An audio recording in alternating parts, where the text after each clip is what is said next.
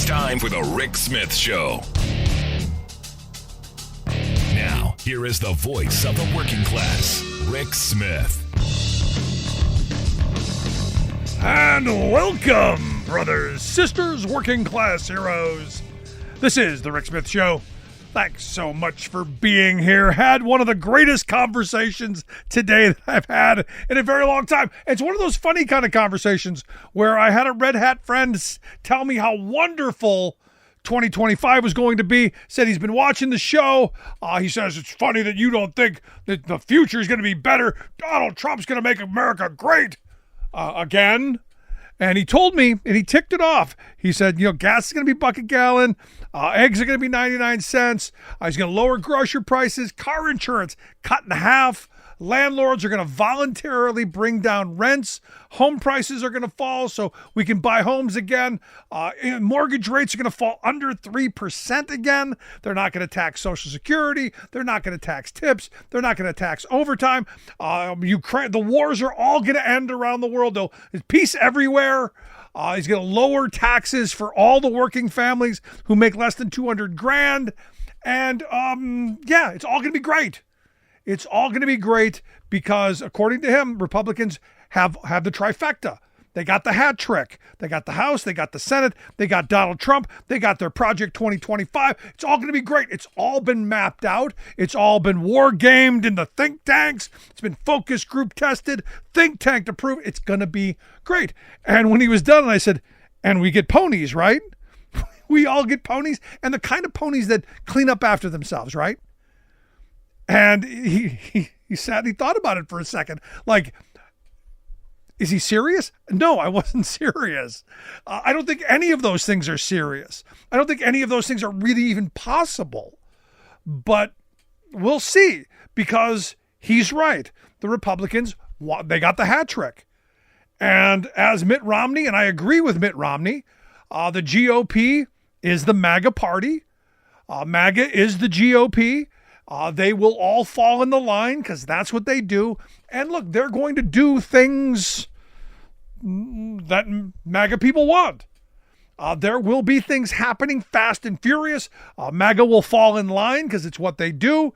And from my perspective, the hard part is going to be keeping up with all of the horrible things that are going to happen. It's going to be damn near impossible to keep up. And we'll find out eventually. Eventually, we'll realize what damage is done. But here's the reality. It's going to happen. And we've got to pay attention. The sad thing for me, though, is just how broken everything seems to be. I know nothing's ever been perfect. But things seem to be quite broken in this moment. And when we've got a working class that is looking to a billionaire and a bunch of billionaires and a bunch of CEOs, the people who created this mess as their saviors, it's kind of going to be interesting. Now, over the weekend, I saw an opinion piece by Bret Stephens over at the New York Times where he looked at Brian Thompson and Luigi Mangione. And the title of the piece was, Brian Thompson, not Luigi Mangione, is the real working class hero. And a bunch of people sent me this, going, well, see, what do you think of this? And I think it's indicative of just how broken our system is. Because Bret Stephens goes through the story of Brian Thompson, who, made his way up from being a port dirt farmer, in Iowa, working his butt off on a farm, doing all those jobs, worked his way up to become a CEO. And what did he do? He did what other CEOs do. This is indicative of of a broken system. In fact, not only did he do what other CEOs do, his company led the way in denying people care. That, to me, not the sign of a true working class hero. A working class hero would remember their roots and change the industry. Now, understand, he's one guy in a massive, massive wave of greed and dysfunction. This system is badly broken, but our media focuses on Luigi and on Brian. which is terrible. What happened to Brian Thompson is terrible. What happened to Luigi is terrible. All of it's bad, and I've said that all along. I do not condone violence. It's bad. It's not good. I weep for the family of Brian Thompson, but I don't condemn what happened because it's kind of the litmus test. It's kind of the canary in the coal mine to say, hey, something is broken. A system is not working. And for me, it's only going to get worse because our media is picking each side of this. We've got working people who are siding with Bezos and Musk. Stop and think about this for a minute. Now, I had someone send me this little graph that it's not wrong. It says Elon Musk's wealth in 2012 was $2 billion. It's now $447 billion. Bezos' wealth was $18 billion in 2012. It's now $249 billion. Zuckerberg's wealth was $44 billion in 2012. It's now $224 billion. In 2009, the minimum wage was $7.25 an hour. Do you know what the minimum wage today is? That's right, $7.25 an hour. We've got a CEO, billionaire government going to make sure that their needs are met, their wealth is protected, their ability to get more power, more control, more wealth. They are firmly in control, and yet the federal minimum wage is still $7.25 an hour. The average everyday working person is still struggling to get by, and now we've got coming in the most CEO solid government in history. This is the best government CEOs could buy. And whose interest do you think that they're going to be looking out for? These quote unquote working class heroes who made it from the dirt to the penthouse. Who do you think they're going to care for? You? Me? I can guarantee you not. Much like Brian Thompson. He made millions of dollars. He supported his family. He looked out for number one. And yet his company, one of the most egregious ones out there. Not because Brian Thompson's a bad guy, not because he deserved what happened to him, but because our systems are badly broken. Healthcare in this country is badly broken. Health insurance is badly broken. The employer-employee relationship, badly broken. Every system, every institution, every function, the greed monsters have taken over. And what have they done masterfully? They've blamed their workers. They've blamed the others. And do I hope Trump does everything he says he's going to do? Yes, I do. I hope he does everything he said he was going to do and more. I hope he honors every pledge because what we voted for ain't great. And I know before you send me an angry email, I didn't vote for him. Neither did I. But the majority in this country did. And that's how elections are won. So for me, it's going to be interesting to see where the priorities are. It's going to be interesting to see where the losers in these policies, and I think we're going to be surprised by who some of the losers are going to be. But it's going to be an interesting year, I'll tell you that. Lots to look out for. Going to take a quick break. When we come back, Bob Ney, former Ohio Congressman, going to be here to share some thoughts on what he's looking for in the coming year. Back after this.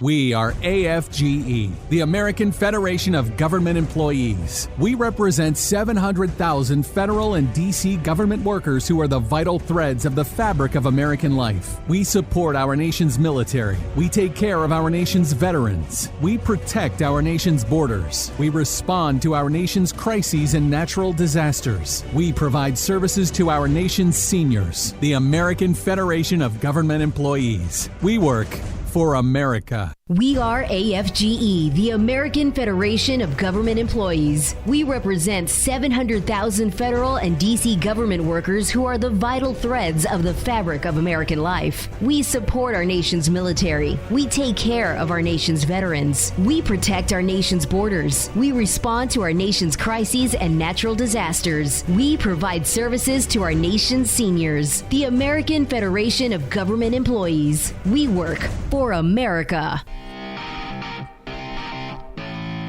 Welcome back to the Rick Smith Show. Now, here is Rick Smith. So the question is, if the Republicans have this grand agenda on how they're going to do all those wonderful things, lower healthcare costs, lower drug costs, lower everything, eggs and gas and insurance and rent and mortgages and, mortgage rates, how they're going to reinvent the economy. And in a couple of weeks, they said, very, very quickly, going to happen. Trust them. And I said, let them do it. Let's see if they can. They now have the keys to the car. Let them drive it. And here to share some thoughts on maybe how quickly we get this done. Because remember, day one, dictator. We'll see what day one looks like. That's why I've asked my good friend Bob Ney to come share some thoughts. Bob's a former member of Congress and one of the smartest guys on the political scene. Bob, thanks for taking time for us. Thank you, Rick. So how quick can we get all this done? How quick can we lower prices? How quick can we get, back to, well, I don't want to say normal because normal wasn't that great. It was too expensive and wages were too low then. But how do we get to where people want to be happy? Let's see. How fast can the government move? There's drones everywhere. I'm from Ohio. Wright-Patterson Air Force Base shut down over a drone. Makes me feel secure, Rick. I don't know about you. Oh, yeah, our Air Force Base has to shut down. We have a scary drone. So there's my faith in a nutshell in the government, all right? But as far as Trump goes, there's several things. One, the economy, of course, which I don't know. Who knows who's going to do what? Now, tariffs, it's a poker game. Nobody really thinks, even though he put some tariffs on and Biden kept them for the most part, which was smart. This is a whole new tariff discussion now. It's 100% across the board on all these products from Canada, Mexico, maybe other countries, China, obviously. Now, if this turns into the poker game, it could, then not a lot of damage would be done across the farming community and price-wise, if in fact, again, it's a poker game where Trump does this to make these countries yield. If those countries yield, then the tariffs will come in and not do a lot of harm, but do some good. The real problem won't be solved, and in my opinion, the real problem, that's we don't have a budget. 36 trillion, 35 trillion, whatever it is right now, and counting. And they're not going to do it. Trump's not going to do it. House, Senate Republicans aren't going to do it. It hasn't been done in years by Democrat and Republican presidents. So that's one you're not going to hear anything about. You're going to hear continuing resolutions. So one, we'll see where the economy does end up. Immigration, certain policies can be carried out, obviously, through executive order. Depends on, how many people you can move that were in the criminal status. 13,000 are in prison. They could be sent back. Some of them. The rest of it is a delicate process. Number two, Miller, his immigration guy. They're talking about the legal side of immigration. Well, what about HB1 visas? The people that come in and assist on tech. Forget farming for a second. It's important. But what about the tech side where we're, horribly short many times? What will be done with that? So that's an unknown factor yet of, what they will do with that whole deal. And then, of course, there's, a lot of other issues that, healthcare, that's going to continue to be costly. So we'll see. I think the important part on the Democratic side is what is going to be their counter.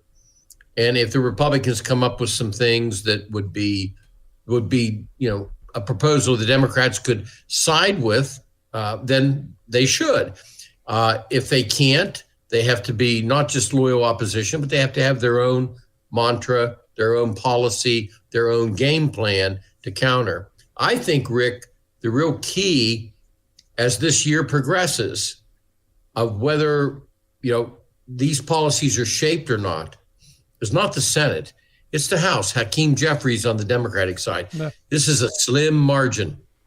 Slim. Well, see, here's the thing, and this is where I agree with Mitt Romney, who said, look, the GOP is now the MAGA party. This is the MAGA party. They're all subservient and loyal to Trump. I don't see anyone getting out of line. I see them being able to, if dear leader says do it, they better do it, or they know that there will be what to pay. So I see the Republicans basically, they've got the car, they've got the keys, they claim to know where they're going. They've got a whole Project 2025 book full of bad ideas. It should be bill up, bill down, signed, law next. They should be banging through this. Well, the one thing they could do is to, if they're cohesive, if they have unity on it, they can put out a certain amount of bills, knowing that the Republican Senate will reject a portion of those bills. And of course, you have to see what Trump latches onto with the Republican House. The other particular scenario is if the speaker can't get the votes, and then they start to say, well, the speaker's the problem, and you get back into what you have with Matt Gaetz and Marjorie Taylor, three names, then Republicans are going to be in real trouble because it'll be the circular firing squad again. So we'll see. I mean, look, they didn't gain a ton of seats, did they? No. No, they didn't gain. For the amount of areas Trump took that we were all in shock that he took, Republicans didn't gain all the seats they thought they would, because they spent a great portion of the year fighting each other. No, excellent point. But here's my problem though. Trump won rural America by huge margins, and yet if you look at his top priorities, these are all basically screwing over rural America. And you look at the agricultural side. You brought up tariffs. If he does this broad-based tariffs, everyone knows the squeal point for our country is you start talking about taxing agricultural or tariffing agricultural goods. And look, the other thing that they want to do is they want to get a big bus and get all the undocumented immigrants out. Well, hey, rural America, you just lost your cheap labor. And oh, by the way, they're talking about slashing Medicaid funding. Hey, rural America, there goes your hospital. They're talking about pushing more vouchers. Hey, rural America, kiss your school districts goodbye. Now, also, they want to privatize the post office. Hey, rural America, no more delivery for you cheap. So this seems to me one of these moments where their strongest base is getting screwed over the most by their main policies. Yeah, I think everything you mentioned, and I agree, is delicate and could backfire. The only one, the post office, is such a weird hybrid that I got so tired of dealing with it. That one I'm going to let go. You're going to privatize the post office, or you're going to pay $4 to send a letter across the country? I don't want to think about it. Okay. But that's one of those things that they've been moving toward for a very long time. And as I've been saying, look, for me, it's not even so much about the post office as it's a giant land grab. The Postal Service owns tons of property across this country, massive facilities, and the amount of money that whoever was lucky enough to put it in their pocket would gain would be incredible. Sure. Oh, absolutely. So for me, this is another one of those assets that we the people have that we're gonna privatize it. It's going to happen. And well, we're going to end up paying the freight, paying much more for the cost of the service. It's going to get worse. And oh, by the way, rural America, you're going to have to go find a box somewhere halfway across town because home delivery to your neck of the woods, done. Right. Oh, true. That's true. Right. So for me, I look at this again, and I don't think anything I've said is wrong. But it's interesting to me to see that the Republicans are ready to shun rural America, kind of like the Democrats did 30 years ago when there were rural Democrats, when there were dirt road Democrats, the Tom Harkins of the world. Maybe this is a realignment point. I don't know, but it's interesting to see. It is. I mean, this election, there's one thing that, that I think that the Democratic side has to yield on, and that is it wasn't a bunch of, white guys that put Trump in. There's a mixture of people, mixture of groups. Now, the other thing the Republicans have to realize is just because you win and you have a, quote, mandate doesn't mean every idea you thought of is accepted. Rick, I saw people in Congress and they would stand up in these, as you know, Republicans have a private caucus, the Democrats do, right? In the Republican caucus, people would stand up and say, my district, mine, you own it. My district will do whatever I want because I won with 58% of the vote. I don't care if it's 80% of the vote.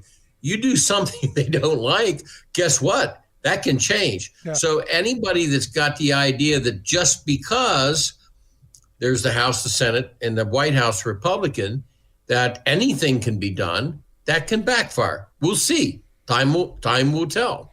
No, and look, we know that, absolute power corrupts absolutely. I do believe they're going to overreach. I do believe they're going to do all the horrible things that I know they're going to do. And in 2 years, there's going to be a bloodbath in the House, and Democrats will regain the House because that's generally how this works out. And nothing's going to get done for 2 years, and a Republican will win in 2 years after that in the White House because nothing is going to get done. And the anger and the frustration of how broken most systems in this country seem to be will again keep this pendulum swinging back and forth. Right, and there are things that are broken with the pharmaceuticals, with the healthcare.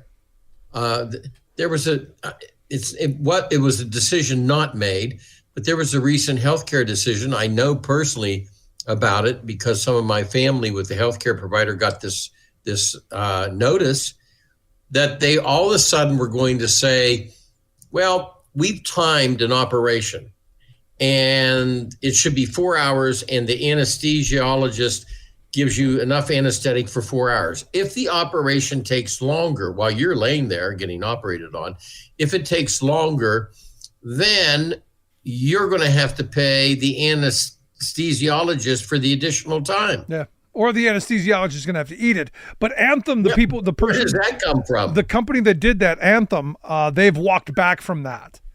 Well, yes, they did. Actually, right after the shooting of the United Healthcare right, CEO. Yeah. Interesting they walked timing. It back. I'm just saying there's all these issues out there. Nobody even knew about some of these things, and they're going on, and they're going to pop to the surface because if you want to talk about the economy and inflation, it's not just, eggs and gasoline.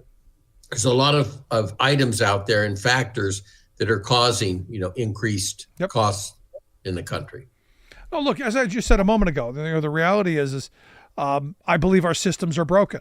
And the American people believe the systems are broken. The shooting of a healthcare CEO does not make me happy. I don't think it shouldn't make anybody happy. This isn't the way we should handle things. But I understand it. It's kind of like the litmus test of what's going on. And the way our media has been covering this, they're talking about everything but the fact that the healthcare system is broken. The health insurance system is broken, and nobody's going to fix it. So we're just going to be plugging people into places. And, if someone gets murdered, well, someone will immediately take their place, much like happened with Brian Thompson.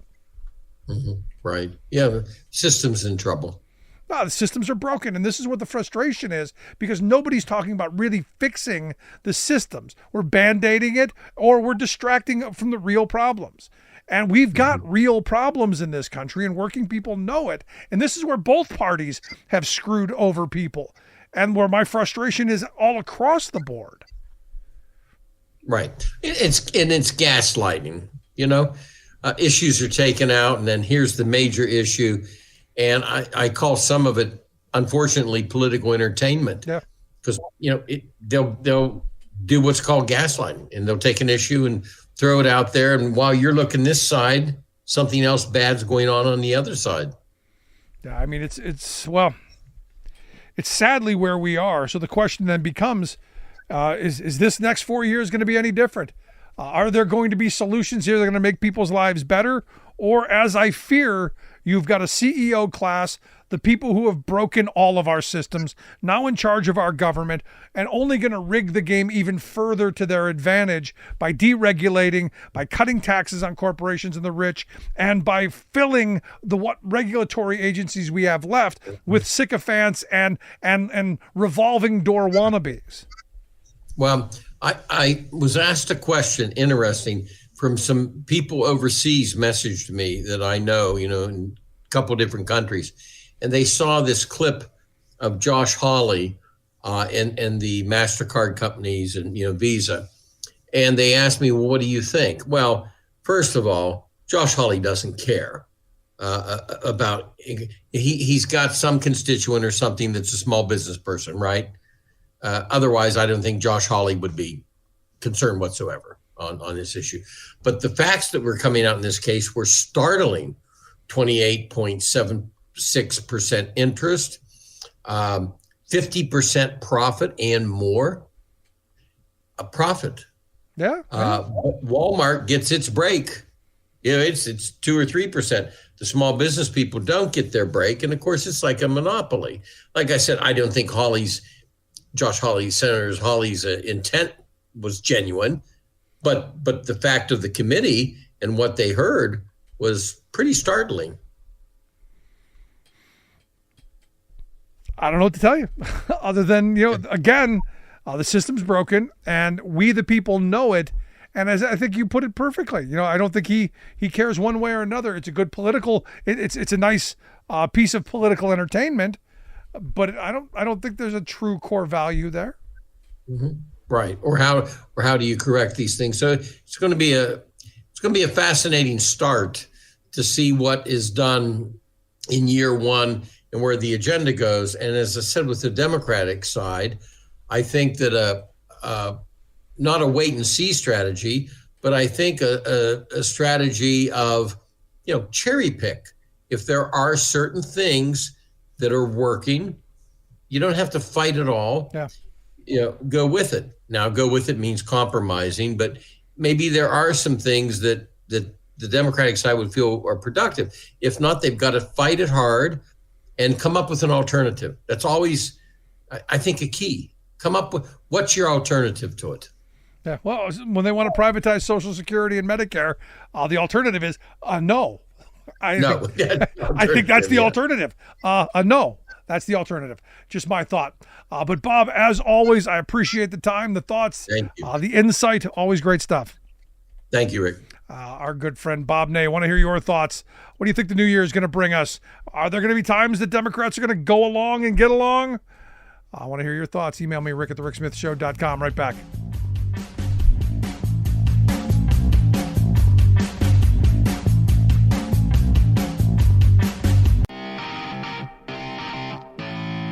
Welcome back to the Rick Smith Show. Now, here is Rick Smith. So $15 million. That's how much ABC is evidently giving Donald Trump to settle a defamation suit. Evidently, someone said that the civil suit, he was convicted of raping E. Jean Carroll, whatever that is, and he sued. And ultimately, I would have to assume, rather than spend $30 million defending, here's some money, go away. I don't know. But the question is, while Trump is in office, how much more of this are we going to see? How much media harassment, how much intimidation, how much threatening to pull their license, revoking their network status? How much of this are we going to see over the next 4 years? How much of the dictatorial kind of authoritarian strongman garbage are we going to have to endure? I'm here to share some thoughts on all of that. My favorite reporter, Sarah Burris, is a reporter over at Raw Story, rawstory.com, the website. One of the groups I got to think, in the age of Trump, going to have to be watching their back. Sarah, thanks for taking time for us. Hey, happy holidays. And back at you. So what do you make of this? I mean, what do you make of this this settlement, this $15 million? And what's this going to mean to everyone else in broadcast journalism over the next 4 years? Well, I do think that every single person in broadcast journalism is going to have to be very, very careful. I think with George Stephanopoulos, like the way that he said it, it was wrong. It was factually inaccurate. So I don't think that there is a way that he could have won that lawsuit. What generally happens, though, is whenever you say something wrong, you come back and you're like, I completely, misstated this, or this is what the actual facts are. And, I think that's the difference between what happened with Stephanopoulos is that, there wasn't that kind of huge public on-air correction. There wasn't that page 67 retraction is what you're saying. In the credits at the end of the show. Right. And so I think, at the same time, like he's the kind of guy who, picks at Donald Trump and Donald Trump hates him. And so it makes people like that an easy target.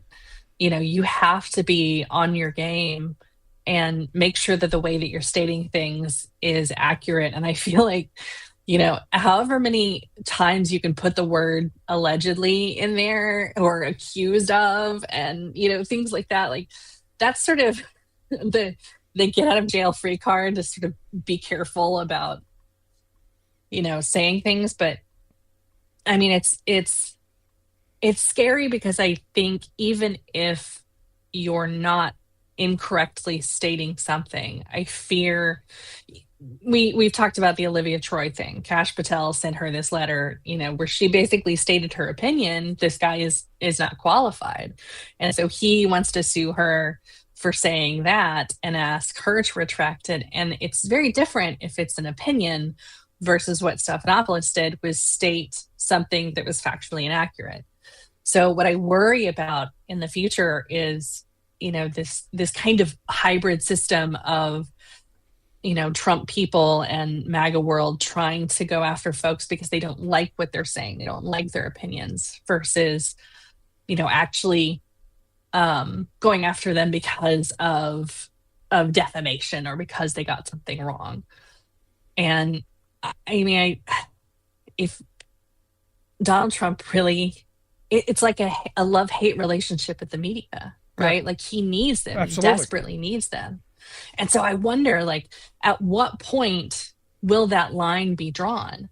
If he alienates everyone and they just stop covering him, then, how does that work? How that'll work is the right-wing media that they've built will then step in and fill that void and basically spew whatever right-wing propaganda, whatever Trump, dear leader, wants, that will be the news.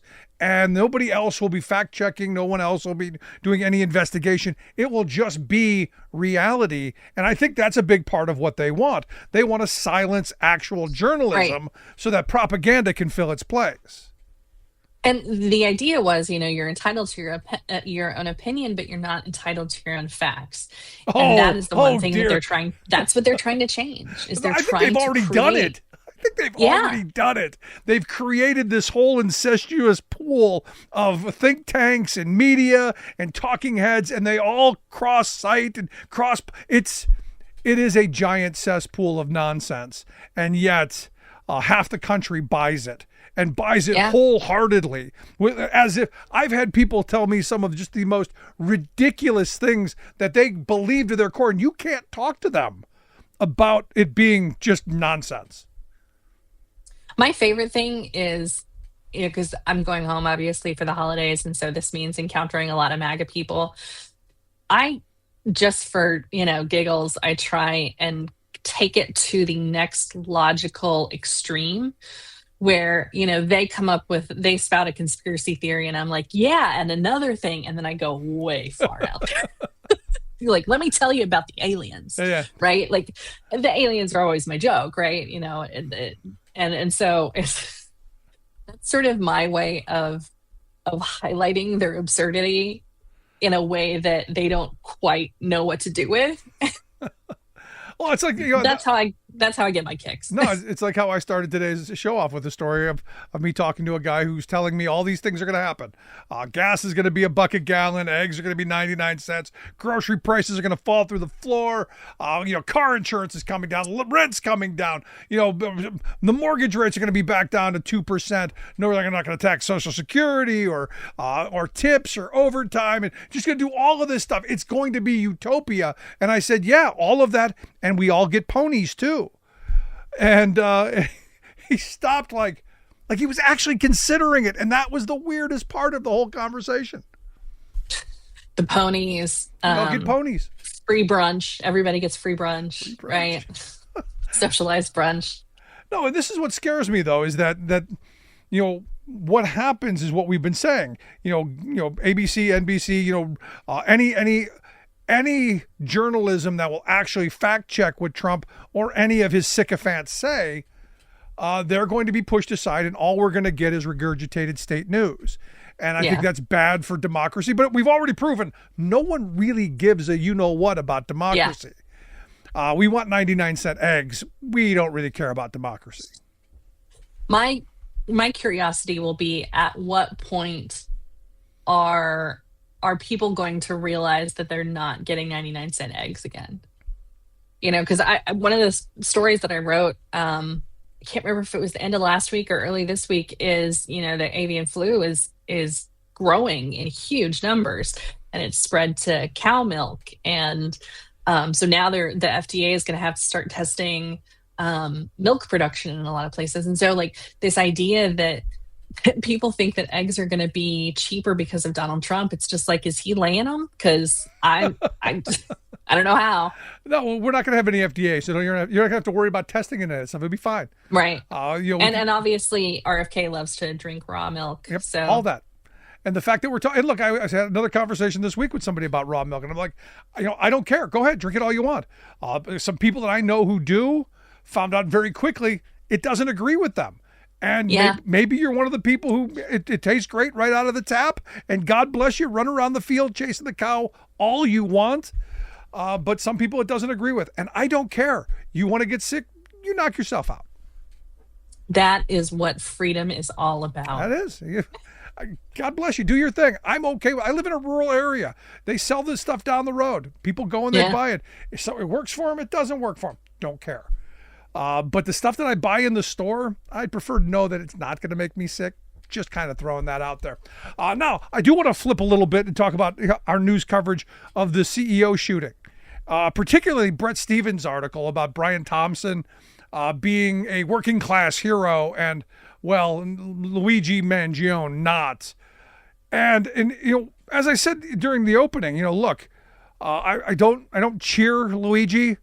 I do mourn the death of Brian Thompson. I think it's a tragedy for his family. I don't condone violence, but I kind of get it. And for me, it's the system that is totally broken. And just another example of how badly our system's broken. But interesting to me how the media is spinning this to fit their own narratives and not really talk about what the real problem is, and is just how badly broken our healthcare system and our insurance system really is. And honestly, they did it for 5 seconds right before they had caught the shooter. It's like everybody was starting to see the stories, the horror stories of what people face in the healthcare system, and they were hearing folks talk about it, and so they would report on what those stories were, and then that just sort of disappeared, and it became more, the story of the tragedy rather than the reason for the tragedy. And now it's like everybody has to bend over backwards to talk about how we don't condone violence and a whole conversation about how to make change. And at the same time, talking about this violence thing. And I'm like, have y'all not studied history? The history of America is hung on a timeline of violence. Interesting choice of words. Right?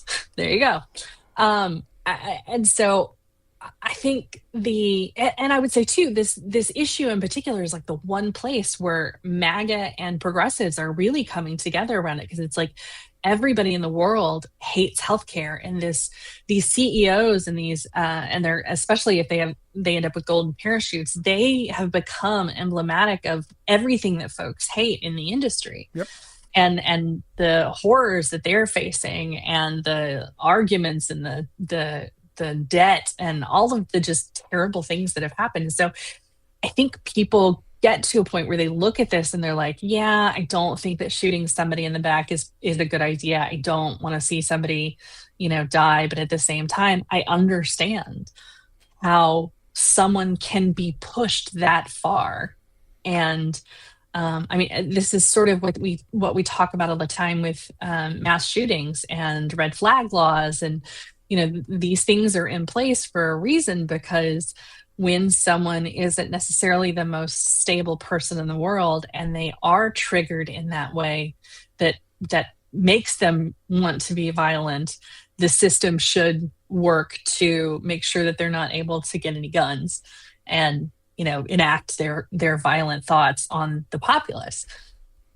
But again, I don't know how many CEOs it's going to take for people to be like, oh yeah, we need to ban ghost guns. Right? Oh, I'm sure they're already talking about that. But that's not even my problem with the ghost guns. My problem is we're not getting the message, which is the system is broken. It doesn't matter who the CEO is. They're going to bring someone else in, and they're going to be just as bad. I guarantee you tomorrow, United Healthcare is still going to be denying people, because that is the system. That's the structure. It's what they do. It's how they make their money. And this idea that this Brian Thompson is this great working class hero, I guess I'm just missing. I'm missing that point. Yeah, he did work himself up from down on the farm to become the CEO. He went from the dust to the penthouse. But along the way, on how many backs did he climb? Yeah. That's the thing, right? Is there are all of these people who think that they're self-made, and it's like, well, whose roads did you drive on? Whose tax dollars supported your education? We as a society are promoted and by each other. We lift each other up. And so this idea that somebody is self-made or did something by themselves is a joke. Yep. And so these CEO types should be brought down off their pillars. I'm not sure that they should be shot down, however. No, I'm right there with you. I agree. Finally, I got to get your thoughts on the coming year. Lots to be paying attention to, lots to look at. Your focus, you're going to be focusing on our wonderful, people in robes. The 9 there in the robes.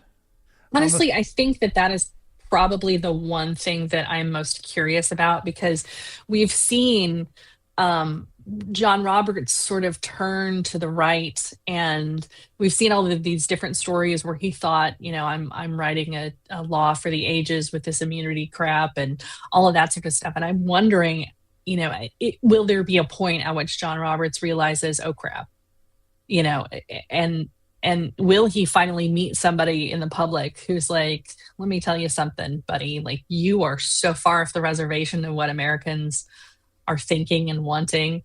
But I think honestly, we're looking at, there are a couple of different things with gender identity that are moving through the courts.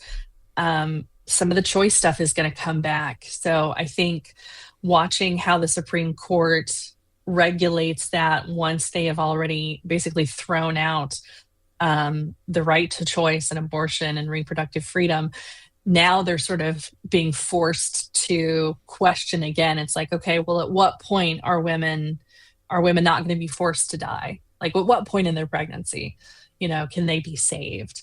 What is the responsibility? Who holds the responsibility in not saving somebody? Can the hospital be sued? Can health insurance be sued? Like, who has standing in those things? So like that world is sort of what I'm most interested in. And then obviously the UFOs.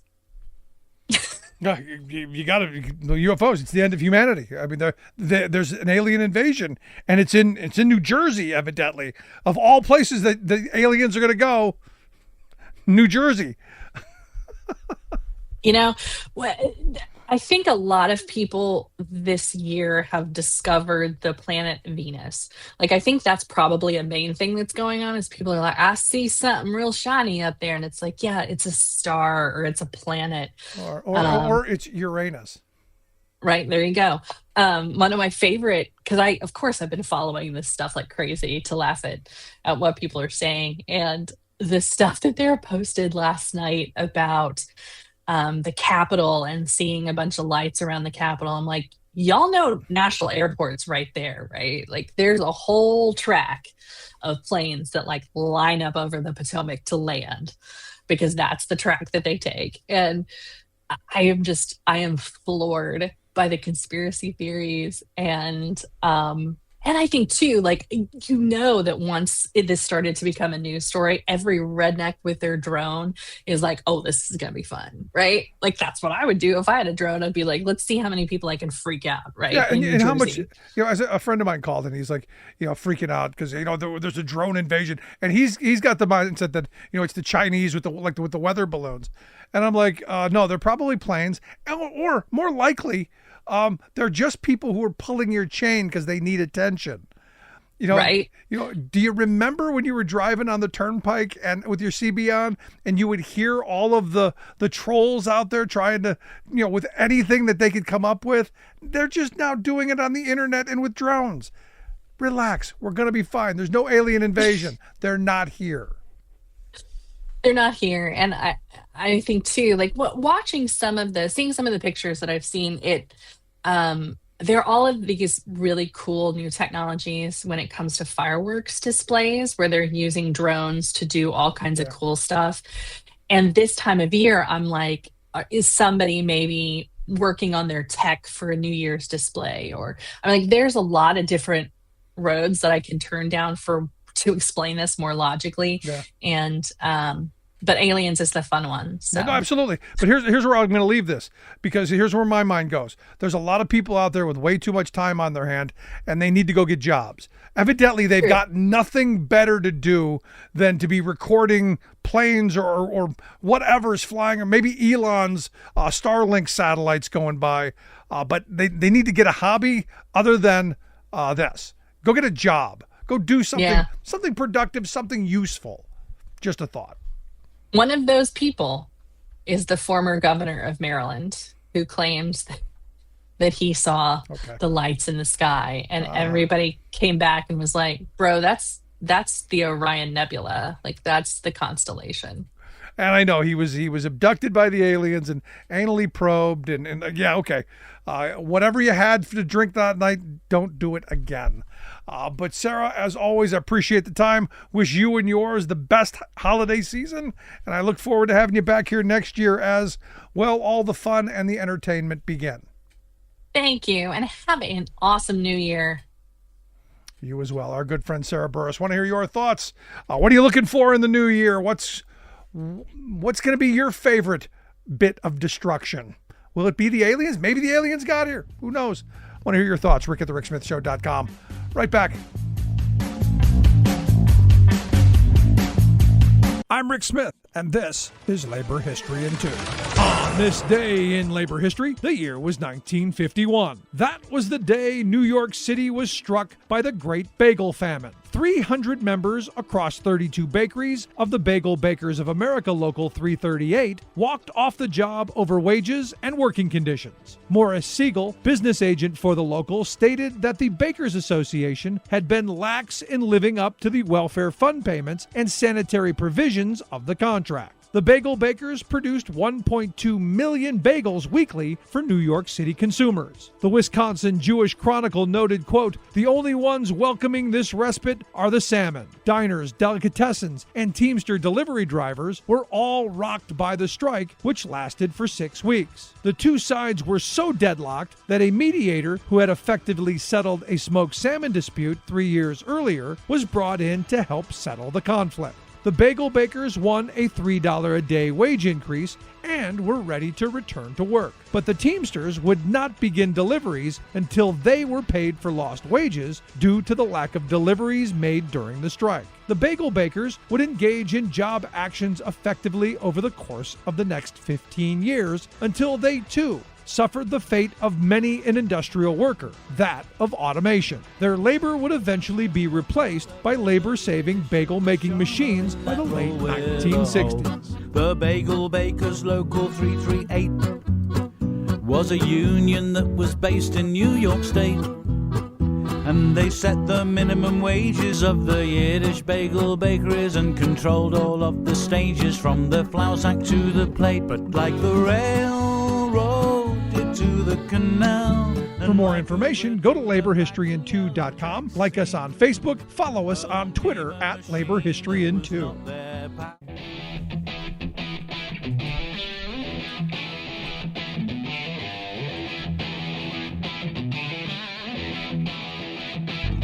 Welcome back to the Rick Smith Show. Now, here is Rick Smith. So going to be an interesting new year, especially as Sarah pointed out, the Supreme Court. You know, who knows? Who knows what is coming out of the Roberts Court? And look, history will remember the Roberts Court for just pulling stuff, well, out of thin air. You know, just making up new stuff. Remember, these are the people who weren't going to overturn Roe. Remember? Yeah, these are the people who believed in decided law. Remember? This was the Roberts guy who only going to call balls and strikes, believed in stare decisis, decided law. And yet the Janus decision overturned, 40 plus years of labor peace. And then you've got the Roe, and there's more to come. Yeah, the Chevron deference that went this past summer with the Loper decision. So much of reshuffling America. And look, after these 4 years, as I said at the beginning, man, we're not going to recognize America. And understand, the people who've got control of the country, they hate this country. They hate it. They hate what it is. And they are going to fundamentally change every bit of it to return to the good old days when they loved it. The 80s and 90s, and not the 1980s and 90s. They want to go back to the robber baron era. And look, you've got Musk, the Doge boy, and Jeff Bezos, the other richest guy in the country. They are trying to neuter the National Labor Relations Board. Why? Because they want to be able to fire workers at will. And this is going to be an interesting thing to see as their case moves through the courts. They're choosing right-wing justices right now. I guess the last I remember, there was the Fifth Circuit heard the case, which I believe is a Republican majority. This will find its way to the Supreme Court, and it basically will rule parts of the NLRA unconstitutional. The parts that benefit workers. Because, why would we want to give working people any power whatsoever? So, of course, they're going to neuter it to the point to where it's even more worthless than it is at this point, after decades of it being just picked away at. The death of 1,000 paper cuts. As one person told me, it's the ossification of our labor laws. The fact that it no longer meets the needs of today's workers as it once did. That's a big part. And all of these decisions, all of these handcuffing, all of this whittling down to a very narrow window for working people to fight for better wages, hours, conditions, have got us where we are now. And look, the anger, the frustration that people feel, absolutely real and absolutely justified. So going to be interesting to see. Also, a case that I'm going to be watching kind of closely. A commercial truck driver evidently failed to pass his drug test and claimed that he was using this product that claimed to not have the bad stuff in it from cannabis. It was only the CBD stuff, which supposedly is the non-psychoactive component in cannabis. It's supposed to be, it's legal generally, I guess. Well, he took it for pain, evidently, and failed his drug test, and now he's suing the company that made it. And it will be interesting to see how this plays out, because he's filing it under a RICO Act. And the company is trying to say, no. This is just a product liability thing. It's your garden variety. Yeah, because, your product not working and getting a guy fired. Yeah, garden variety. So I will find it interesting how this will work out, because all of the CBD stuff, all of this cannabis, that we see around us, it will be interesting to see how the law begins to either restrain or unrestrain the use of it. Because look, if it's not the part that gets you high and not the part that makes you err in judgment, then truck drivers got to be able to use it. And how's testing going to keep up with that? So we've got an interesting year ahead of us. And as I said, look, the Republicans won the elections. They have the House, they have the Senate, they have the White House. They get to do all of the things that they said they were going to do. They have the keys to the car and they can drive it. And everything that they said they're going to do, I fully anticipate them doing. Will it work out the way they say, the way they hope, the way they plan? I seriously doubt it. But that's where we're going to have to continue to pay attention. And also, this is where we're going to suffer. And I'm hoping, as I said at the beginning, I'm hoping we wake up to the reality that the CEO class of this country, they don't care about you or me. They don't care about our families, our communities, this country. They care about the bottom line, their profit. That's it. That's the system. So it's going to be interesting to see what the next 4 years brings us. But I want to hear your thoughts. Email me, rick@thericksmithshow.com. You got something to say? Want to hear it? Miss any portion of the program? Make sure you grab the podcast wherever you get your favorite podcasts. You'll find ours. And as always, thanks so much for being here. We'll see you back here next time. You've been listening to The Rick Smith Show. Email Rick at rick@thericksmithshow.com. Until next time, this has been The Rick Smith Show, where working people come to talk.